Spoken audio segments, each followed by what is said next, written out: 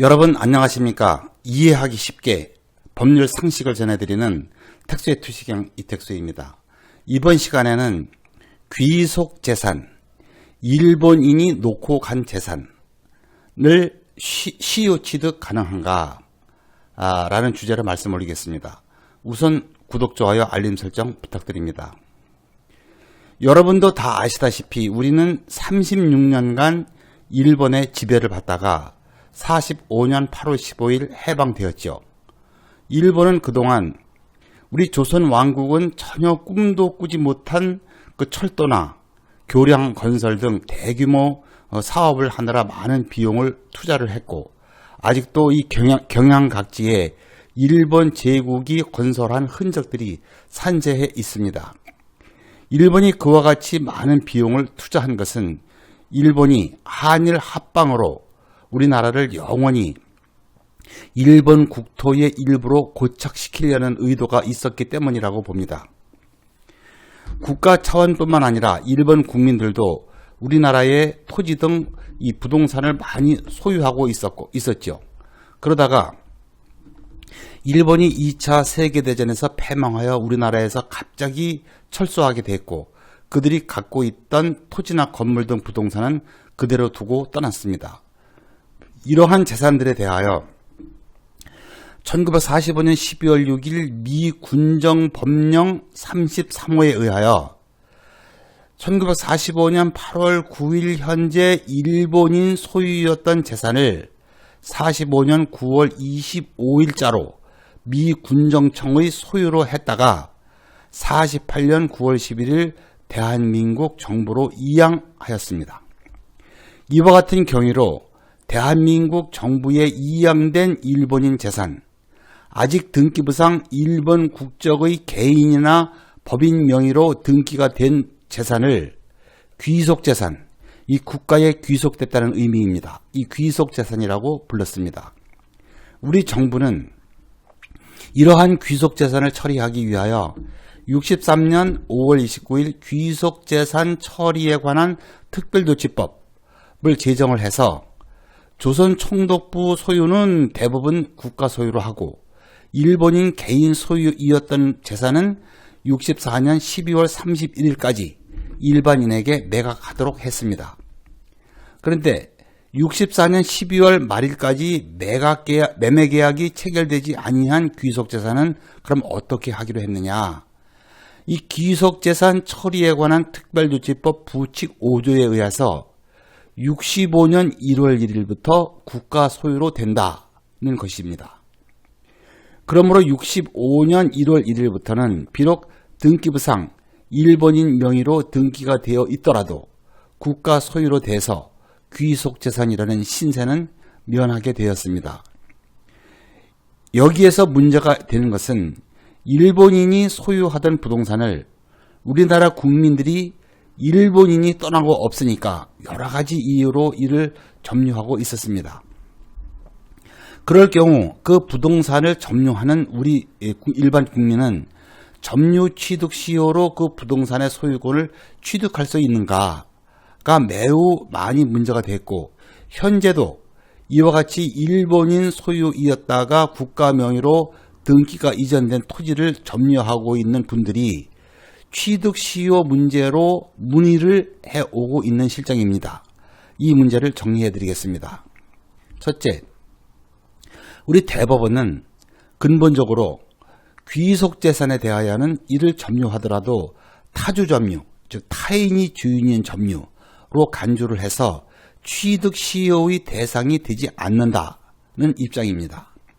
귀속재산의 점유자는 단순한 이 보관자의 지위에 불과하여 그에게는 귀속재산의 처분 권한이 없고 처분을 하더라도 무효라는 것입니다. 앞에서 귀속재산은 64년 12월 31일까지만 존재한다고 했습니다. 그렇기 때문에 65년 1월 1일부터 비로소 취득시효의 대상이 된다는 말이죠.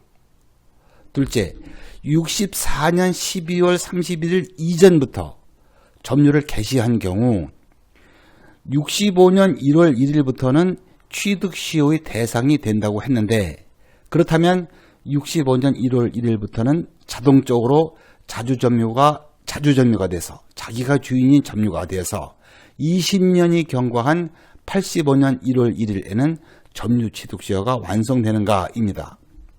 이에 대하여 대법원은 귀속재산은 65년 1월 1일부터 국유재산이 되어 그 이후에는 소유의 의사로 이를 점유하는 것이 가능하나 그렇다고 이에 대한 점유가 그때 즉 65년 1월 1일부터 당연히 타주점유에서 자주점유로 전환되는 것은 아니고 이 경우에도 소유의 의사의 유무 즉 자주점유이냐는 점유를 개시할 당시의 점유 취득 원인이 된 권원의 성질이나 점유와 관계가 있는 모든 사정에 의하여 외형적 객관적으로 결정하여야 한다는 입장입니다. 대법원은 귀속재산에 대하여 자주점유를 인정할 수도 있다는 입장인 듯 하지만은 당시에도 모든 부동산은 등기가 되어 있었고 귀속재산은 일본인 명의로 등기가 되어 있었기 때문에 현실적으로는 자주점유를 인정받기가 쉽지 않습니다.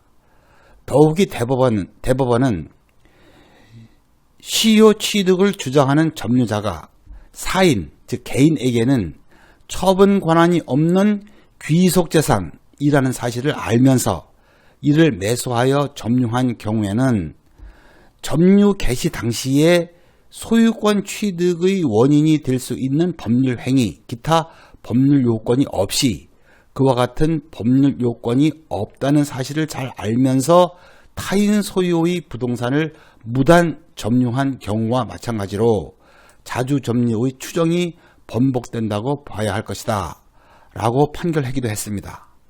그리하여 65년 1월 1일 이전의 점유는 자주점유로 인정받기가 어렵다고 봐야 합니다. 셋째, 1965년 1월 1일 이후부터 점유를 개시한 경우에는 자주점유가 돼서 20년이 경과하면 시효 취득할 수 있는가입니다. 앞에서도 언급하였듯이 65년 1월 1일부터는 비록 등기부상 명의가 일본인 혹은 일본 국적 법인 명의로 등기가 되어 있더라도 우리나라 국유로 되었기 때문에 국유재산법에 따라 시효 취득 가능 여부가 결정이 됩니다. 국유재산법 7조 2항은 행정재산은 민법 245조에도 불구하고 시효 취득의 대상이 되지 아니한다 라고 규정하고 있습니다. 국유재산에 대한 취득 시효가 완성되기 위해서는 그 국유재산이 취득 시효 기간 동안 계속하여 행정재산이 아닌 일반재산, 즉 잡종재산이어야 한다는 것입니다. 여기에서 특히 문제가 되는 사항은 행정재산이 기능을 상실하여 본래의 용도에 제공되지 않는 상태가 장기화된 경우 국가나 지자체가 묵시적으로 공용 폐지를 하였다고 봐서 일반 재산이 되었다고 보고 취득시효의 대상이 될 수 있느냐입니다. 이에 대하여 대법원은 확고한 입장입니다. 즉 행정재산이 기능을 상실하여 본래의 용도에 제공되지 않는 상태에 있다 하더라도 관계 법령에 의하여 용도 폐지가 되지 아니한 이상 당연히 취득시효의 대상이 되는 일반재산이 되는 것은 아니고 공용 폐지의 의사표시는 묵시적인 방법으로도 가능하지만 행정재산이 본래의 용도에 제공되지 않는 상태에 있다는 사정만으로는 묵시적인 공용 폐지의 의사표시가 있다고 볼 수도 없다고 판결을 해서 시효 취득을 인정하지 않는다는 입장입니다. 여기에서 실무상 특히 문제되는 것은 폐하천과 폐국어, 즉 도랑을 말하죠. 이 폐하천과 폐국어입니다.